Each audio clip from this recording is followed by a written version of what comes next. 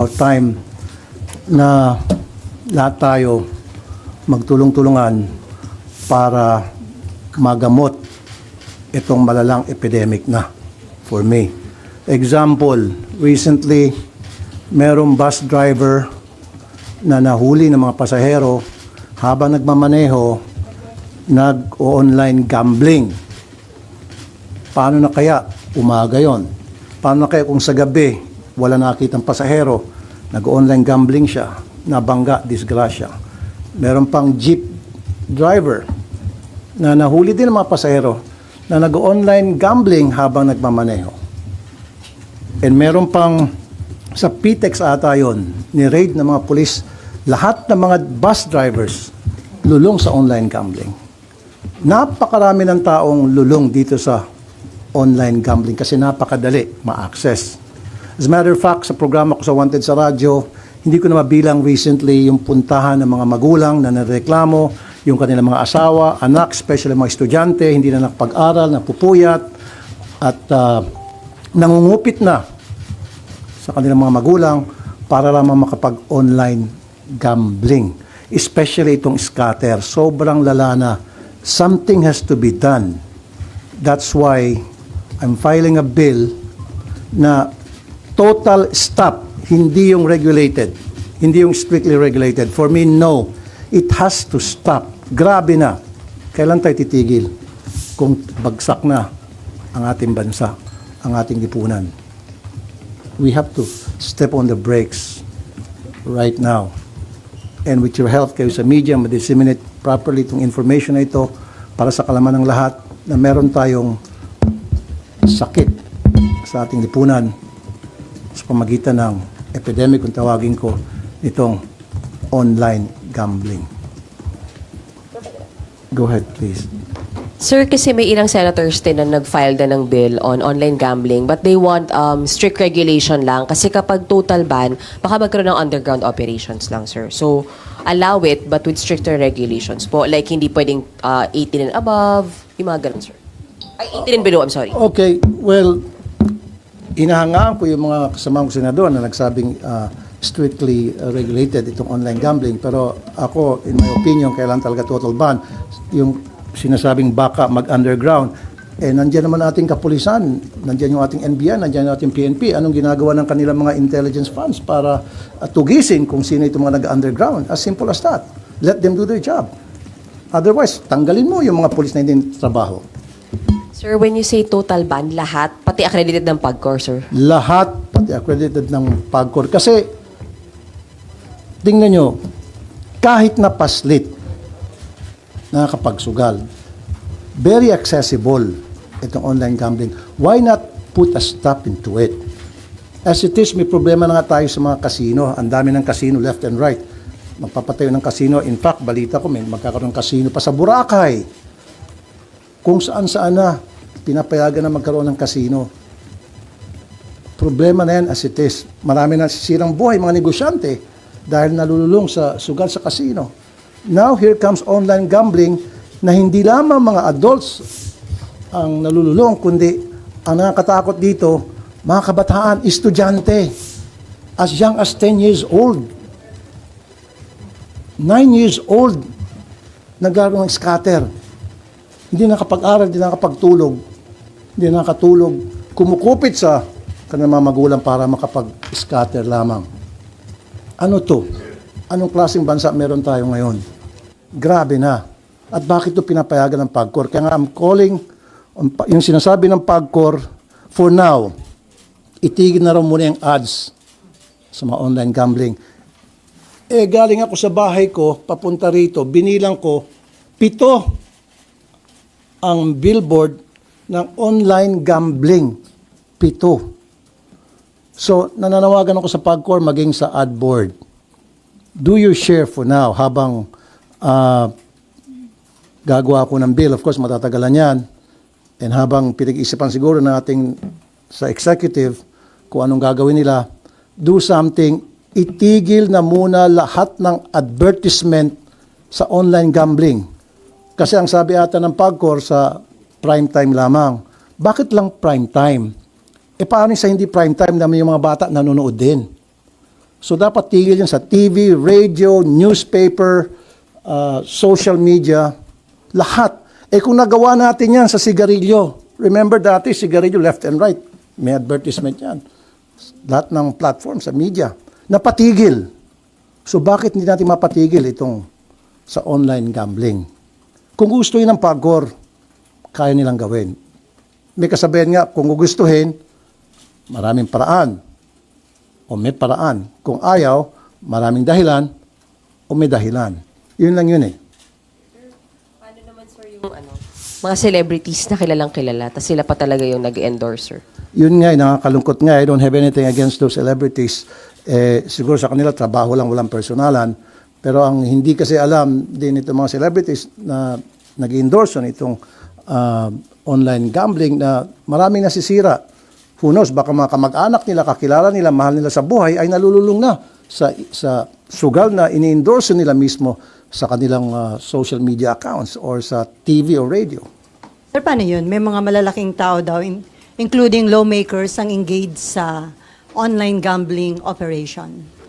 Very good. That has to be investigated. Dapat imbestigahan. Sino yung mga politiko, sino yung mga malalaking opisyal na involved sa online gambling, online gaming? Sampahan ng kaso ombudsman.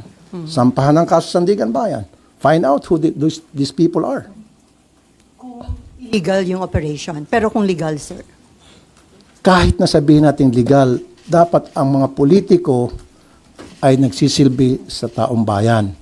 Ang pangit naman, yung kanilang pinagsisilbihan, yun yung tinatamaan ng kanilang negosyo o yung kanilang involvement, yun yung nasisira yung pamilya. Yun yung nawawasak yung pamilya dahil nalululong sa sugal. Sir, sinasabi rin malaki yung magiging foregone revenue kapag total ban ng online gambling. That is correct. 140 billion, I think, if I'm right. Pero marami naman pwedeng pagkukunan ng 140 billion na mawawala. Just think of it, 140 billion. Kumpara naman doon sa nasisirang pamilya, nasisirang mga Pilipino. I think the benefits na nakukuha ng ating gobyerno mula sa revenue ng online gambling outweighs the ill effects. Saan tayo? Kung dahil sa 140 billion masisira ang napakaraming pamilyang Pilipino, maraming malululong sa sugal, bakit di natin itigil na itong online gambling? So sir, considering yung situation, sabi niyo ang dami ng lulong dito sa online gambling, hindi na ho kakayanin ng strict regulation sa tingin ninyo? For me, hindi eh. Well, yung iba sabi, dapat 18 years old lang and above. Naku, ang wise ng mga Pilipino. Yung 10 years old, pwede naman niya hiramin yung cellphone ng parents niya. Pwede naman niya hiramin yung cellphone ng kasambahay niya na nakakatanda. Pwede siya manghiram ng cellphone ng mga taong kakilala niya mas nakakatanda sa kanya. Wala rin. Wala rin. At ngayon, sa GCash, sa Paymaya, nandyan palagi yung online gambling na naka-advertise. So, very accessible. Sa online gambling, unlike before, tingnan nyo guys, gusto mo mag-bingo? Pupunta ka sa mall para mag-bingo. Gusto mo magsabong? Punta ka sa sabungan para magsabong.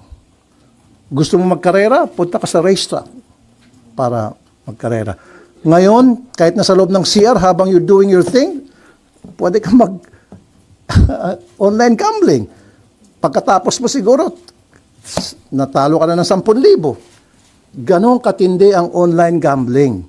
So pag wala na itong online gambling, yung mga sugarol na gusto talang magsugal, then punta sila dun sa venue nung sugal na gusto nila. Ngayon pati, meron pa nga igagamba, pa yun. Totoo yan. Lahat ng klaseng sugal na maisip nyo, i-billiards, nandyan na. Who knows kung ano pa yung mga susunod na mga kabanata nitong e-gambling mga operators, kung ano pa maisip nila. Matindi. I'm calling upon PAGCOR for now, ipatigil nyo na muna lahat ng advertisement sa lahat ng platform ng e-gambling. Sabi niya, papatigil nyo. Kanina lang pagpunta ko rito. Ang dami. Dami mga advertisement pa rin.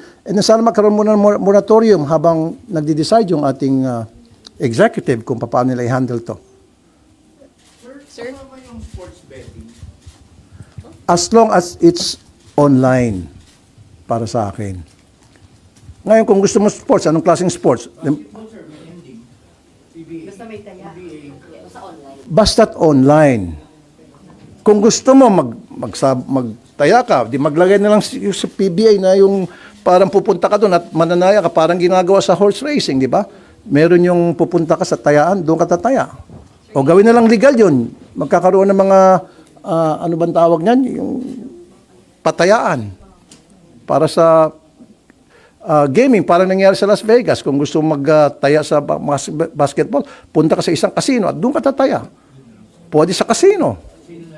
Punta sila sa casino para maging deterrent yun one way or the other. Natatama rin, ba't pa ako pupunta, umuulan o tinatamad ako, hindi ako pupunta na lang, saka na lang. Whereas ngayon, gusto nila maglaro ng basketball or anything. Sa gambling, nandiyan yung online. Sir? Saying, sir, na yung mga pasugal niya yun na online, pwedeng sa casino na lang. Doon na lang lahat tumaya kasi bawal ang mga minor talaga doon. What I'm saying is, kung hindi lang sa casino, sinabi ko na kanina, gusto mo mag-bingo. Di ba dati-rati, pag mga binguan sa mga mall, punta kayo sa mall. Gusto niyo magtaya sa sabong, punta kayo sa sabungan. Ganun lang dapat. Merong venue na pupuntahan. Unlike ngayon, very easy, very accessible. Anybody can play. Kahit na paslit kayo maglaro ng sugal sa pamagitan ng online. Especially na nandiyan na yung GCash, nandiyan yung Paymaya, napakadali. Sir, ang PAGCOR sabi nila hanggang August 15, meron para i-take down lahat ng ads, yung billboards, sa mga bus, etc. So you're saying dapat ngayon na? Bakit August 15? So between now and August 15, so marami pa malululong sa sugal. So kung gusto nilang pa, kung sabi kanina, kung gusto, maraming paraan. Kung ayaw, maraming excuses na hanggang August 15. Why August 15? Let's do it now. Ganun dapat. Ora mismo. Kasi lumala na talagang problema. Ayan na nga, yung nabalitaan natin, alam niyo naman siguro yan. Bus driver, akalain mo, habang nagmamaneho, nag-online gambling, buti na lang nakita ng mga pasahero at pinigilan siya. Paano kung hindi nakita? Paano kung gabi yun, natutulog yung mga pasahero? Sir, tapos Disgrasya. doon sa revenue, sir, saan natin pwedeng kunin specifically yung mawawala kung hindi sa online gambling? Marami naman pwedeng pagkukunan ng budget yan kung gusto natin pamalaan. Di mag-alat ng budget para sa social services. Di ba? Kasi I think 40% of sa online gambling, if I'm not mistaken, ng revenue from PAGCOR ay napupunta sa social services. So, dipunduan na natin yung DSWD. Itigil natin yung mga GL na yan. O, ilan ba yung billion yung galing sa GL? O, lahat, ako mismo isusurrender ko yung GL ko. Kasi yung GL ko naman napupunta sa, lahat ng pupunta sa action center ko. In fact, malaking bagay nga pag natigil yung GL na yan dahil, kumbaga, nagagamit pasintabi sa iba, nagagamit ng mga politiko para magkaroon silang pogi points sa kanilang mga botante. So, yun, isang source, yung GL, di ibigay dun sa, sa DSWD para pandagdag dun sa social services. Yung mawawala as a result dun sa pera, kung sakali man na kumukuha ng pera ang DSWD sa PAGCOR o kung sa PhilHealth, di ibigay sa PhilHealth. Maraming pwede tayong gawin na paraan kung gugustuhin natin. It's just a matter of political will. It's just a matter of using our common sense, ika nga. Balikan ko sir yung celebrities tsaka online influencers na nag-endorse. Do you also have calls na, paano ba, tumigil din sila na mag-withdraw from endorsing online gambling? Paano po ba, sir? Hindi ko sila pwedeng diktahan. Ang masasabi ko lamang, siguro mag-isip sila kung ano ba yung effect ng kanilang endorsement doon sa nakakaraming mga taong nalululong sa sugal dahil naniniwala sa kanila. Especially influencer, mabilis na maka-impluensya sa kanilang mga followers. So just imagine, sila, dapat isipin nila kung ano yung epekto noon sa kanilang mga followers. Baka bandang huli mga followers nila, imbis na matutuwa, alis na sa kanila at hindi na magpa-follow dahil sa iyo, na-bankrupt ako, dahil sa iyo, nasira ang buhay ko. Pero sir, sa Cellphone, maraming apps na makikita mo nag-endorse ng mga online gambling. Baka doon karamihan. Yun nga, dapat talaga i-stop yun sa mga endorsement. Hindi lamang sa mga influencers, kundi total ban talaga pagdating sa advertisement sa online gambling. Kasi sa GCash, pagbukas mo ng GCash, Paymaya, nandoon palagi yung online gambling. Ang daming apps, sir, na may... Correct. So dapat, with the help of DICT, pwede naman i-ban yun eh. Pero sir, do you think mabilis makakapasa itong proposed bill tungkol sa total ban ng online gambling? Considering na sino yung mga tao behind it. Let's be practical. It will take some time dahil maraming aharang, maraming pipigil, maraming maglalabi. And you know how powerful they are. These people behind.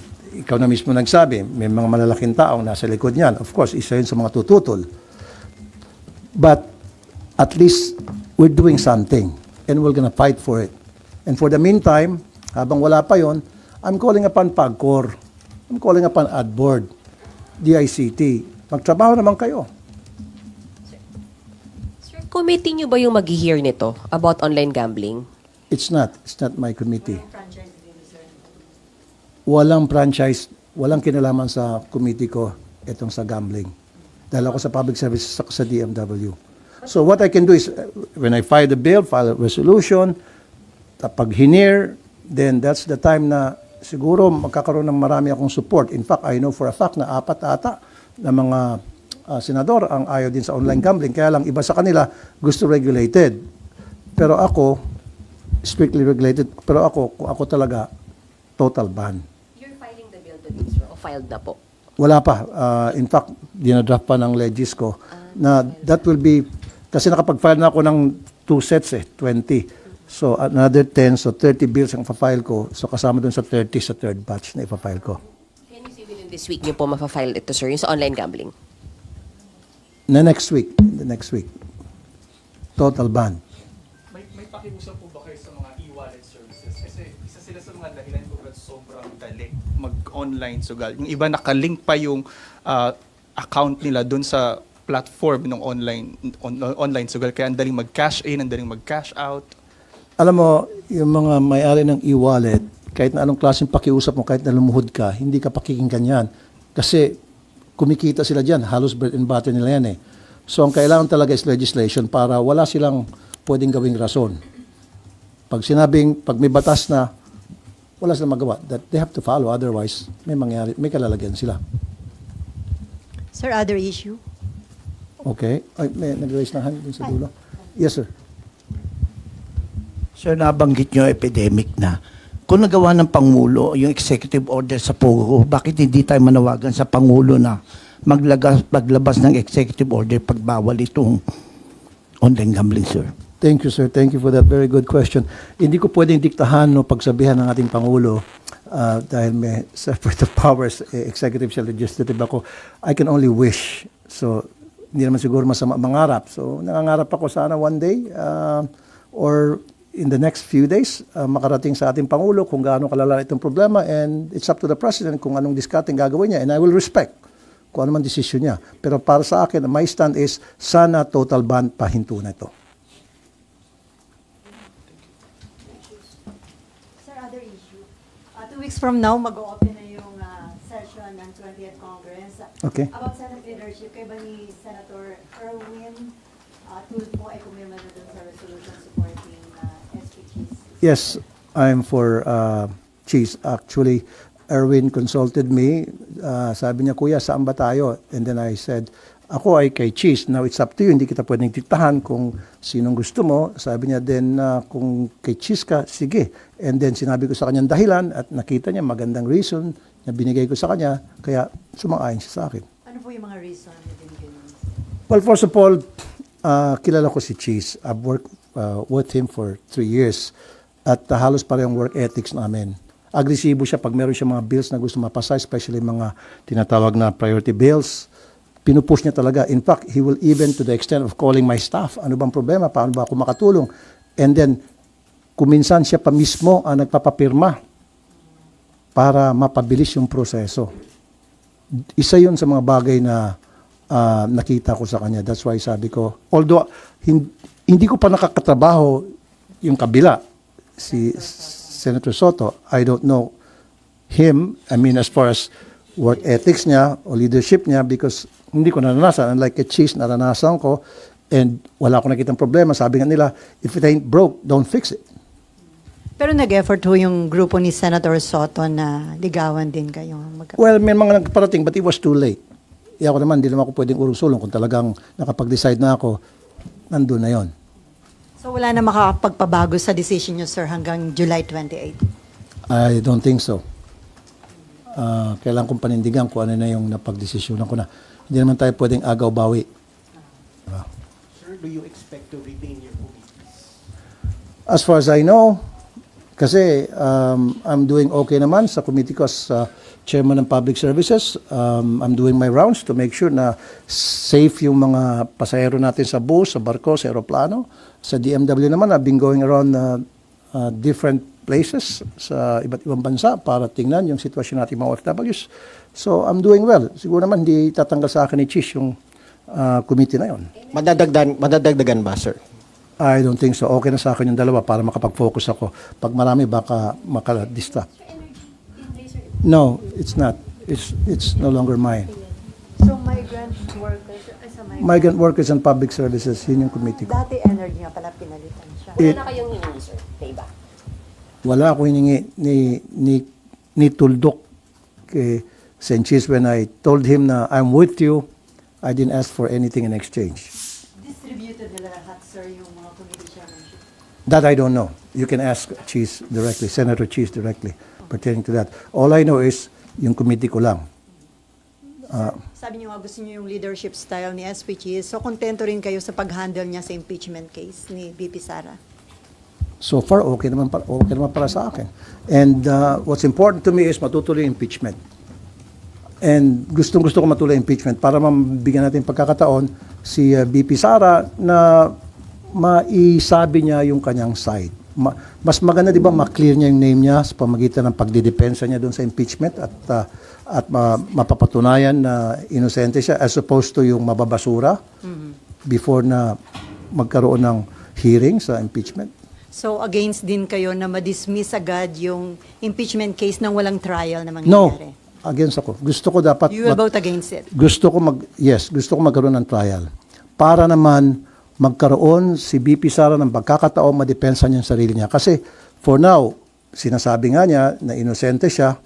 So, let her prove it na inosente siya. Mas maganda yung ma-prove niya na inosente sa pamagitan ng trial. And then, nakita ng mga senador na talagang inosente siya at kulang sa ebidensya. Di ba mas maganda yon? Sir, isa kasi sa mga inaasahang move ng defense pag reconvene ng impeachment court is really to move for dismissal. So what can we expect from you since baka mauwi sa botohan, sir, ng senator judges? Para sa akin, ang ayoko ma-dismiss. Gusto ko talaga magkaroon ng trial para ma-prove niya sa kanyang sarili yung kanyang sinasabing innocent siya. Give her a chance. Give her the day in court. Kasi kung ma-dismiss lang, so paano na yung mga allegations against her? Marami mga allegations di ba? O, paano yung mapuprove yun? Paano yung masasabi sa taong bayan na inosente siya? Na lahat yan ay puro katang-isip lamang kung hindi tayo magkaroon ng trial. Because doon sa trial, doon yan mapuprove yung kanyang innocence. At doon yung mapuprove kung siya ay guilty. Pero Senator Bato de la Rosa, ang sabi niya, pag nag-open na yung 20th Congress, una niyang itatanong ay kung may jurisdiction ba yung 20th Congress. Dapat daw ma-establish muna. Sa tingin niyo, hindi na kailangan dahil na-acquire niyo na yung jurisdiction doon sa Meron ng kaso. jurisdiction. Hindi na dapat pag-usapan yan. Magkakaroon talaga ng hearing sa impeachment. It's just a matter of, siguro may maghihiling na madidismiss yan o ibabasura. Now, I'm not for it. Ang gusto ko magkaroon ng trial para ma-prove again for the nth time, ma-prove ni BP Sara na siya inosente. Like what she been saying and her attorneys and her campo na inosente siya. So mas maganda na ma-prove niya na inosente sa pamagitan ng trial, sa resulta ng trial versus madidismiss agad-agad. So wala siyang pagkakataon na mapakita sa taong bayan na siya ay malinis at yung mga aligasyon ay gawa-gawa lamang. May we know how you are preparing for the impeachment, sir? Are you getting or hiring extra legal minds to advise you? I've been talking to my legis every now and then. In fact, I've been also consulting to some lawyers. In fact, meron pa akong mga konsulta. I'm not gonna tell you their names. Mga former justices ng Sandigan Bayan, may former justice ng Supreme Court na nakausap ko. So I've been talking to some people and asking for their inputs. Bakit, sir? Ba't kinakailangan niyo, sir, na ganun karaming i-consult niyo? Because this is my first time na maka-attend o maging senator judge sa isang impeachment hearing. So dapat I should be prepared. Hindi ako pupunta doon ng blanco. Dapat meron akong sapat na kaalaman so that I can make intelligent decision at the end of the day. Pero wala kayo nakita, sir, na parang delaying tactic. Kasi sabi niyo, bakit ang tagal? Parang hindi. For me, I don't think so. I don't think so. Labas na tayo doon, lampas na tayo doon sa delaying tactics na tinatawag. Doon na lang tayo pag-uusapan natin yung sa impeachment trial na. Kasi para sa akin, gusto ko talaga magkaroon ng trial. Ano lang tayo na SONA last time? Okay? Sir, isa na lang. Sir, ano lang, expectation sa SONA ng Pangulo since more than 1 week na lang po? What you want to hear po? What I want to hear is, I don't know yet kung ano yung mga sasabihin niya. Of course, meron nang nag-prepare ng kanyang speech, meron mga nag-advise sa kanya. Pero ang gusto ko sana, wish ko lang, hindi naman siguro masama mag-wish. Sabi nga nila, hindi naman siguro masama mangarap, libre ang mangarap. Pangarap ko sana sa SONA, baka pwedeng isali ng, sabi ko, big man, Mr. President. Pwede mo isama sa SONA mo yung tungkol dito sa problema natin sa online gambling. I don't know. But again, hindi ko dinidiktahan, hindi ko sinasabihan ang ating Pangulo because desisyon niya yan. Ayokong pakialaman yung lahat ng mga ginagawa niya. In fact, karamihan sa kanya mga ginagawa ay support dahil nakita ko na kapareho na advocacy ako, I support him. But dito, ako'y nag-wish lamang na sana makarating sa Pangulo kung gaano kalala na itong problema sa online gaming. At sana wag siyang lokohin, meaning wag siyang bigyan ng wrong information.